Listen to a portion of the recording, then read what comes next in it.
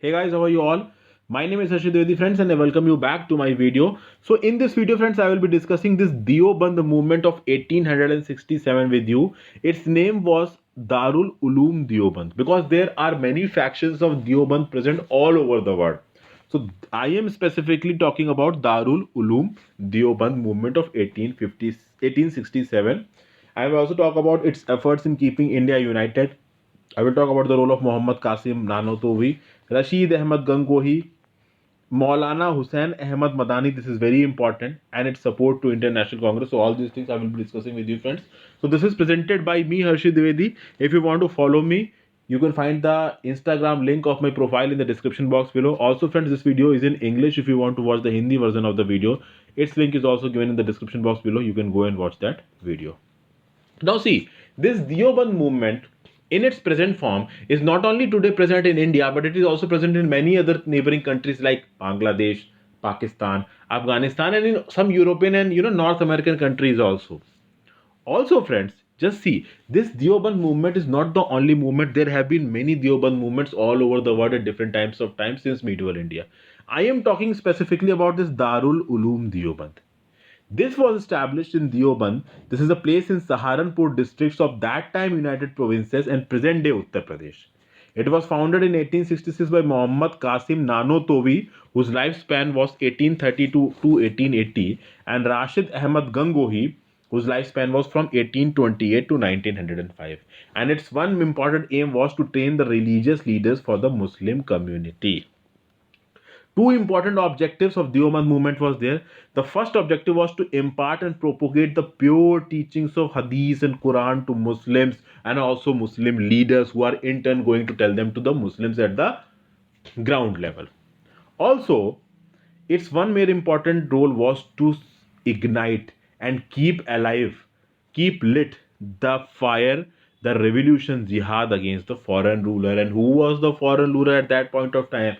Obviously, Britishers. So they didn't like Britishers and they said that we don't like the British rule, they should get out of our country. Now, there was one more reform movement of those time, and that was the Aligarh movement, friends. That was started by Sir Syed Ahmad Khan. This person has a very important role in Indian history, Indian modern history, I should say. And its role, his role, I will be discussing in a separate video with you, friends. So he's founded the Mohammedan Anglo-Oriental Collegiate School in 1875. Now, the role of Sir Syed Ahmed Khan and this Muhammad Anglo-Oriental Collegiate School was that its thought process, ideology, and way of moving forward were a bit different. They supported the Britishers, and Sir Syed Ahmad Khan promoted Western education. Now, here they came in stark contrast with the Deoband movement. Deoband movement people believed that there should be moral and religious reform of the Muslim community. However, Sir Syed Ahmad Khan is saying that we should favor Western education. Deoband movement is saying that the spirit of jihad, revolution against the foreign ruler, should be set afire. It should go on. Whereas Aligarh movement is saying that support to Britishers should be given. So the biggest point of conflict between these two factions was support to Britishers and jihad against Britishers. Also, this was the reason that when Indian National Congress was formed in 1885, Deoband leaders supported the formation of Indian National Congress.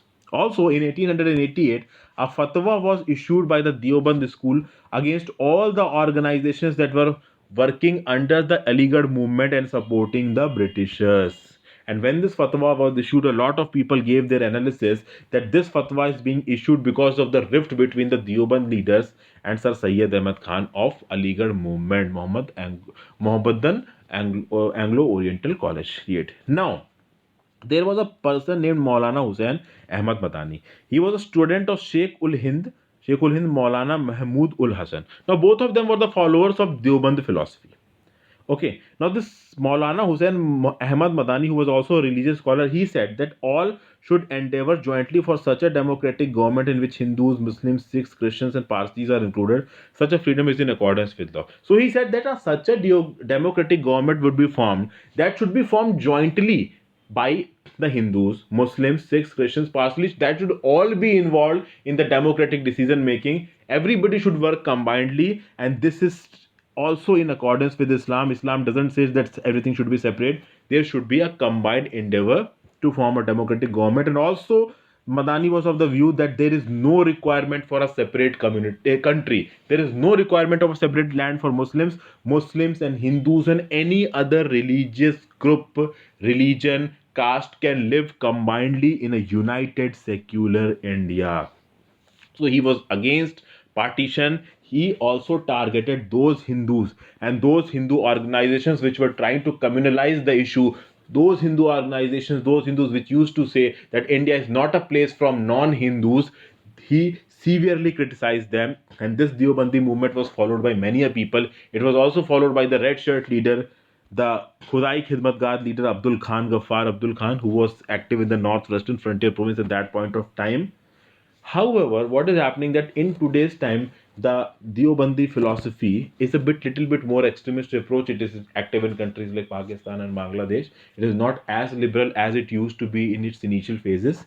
So actually, this depends. Whatever the philosophy of a faction depends upon its current leader, its current leadership, ideology, requirements of the time, circumstances. A lot of things it depends upon. So this was Deobandi movement, Darul Uloom Deoband, friends. I hope this video was helpful for you. If it was helpful, kindly subscribe to my channel, like this video. If you have a problem, you can dislike it, but please tell me that what is the problem through the comment section below. Please share this video more and more with your friends. And one discussion I would like to say that this are not my personal views. These are the views which are given by renowned scholars. I have just studied them from some other sources and reproducing in front of you so that you can easily understand these things. So thank you for watching this video, friends. Have a great day. Goodbye.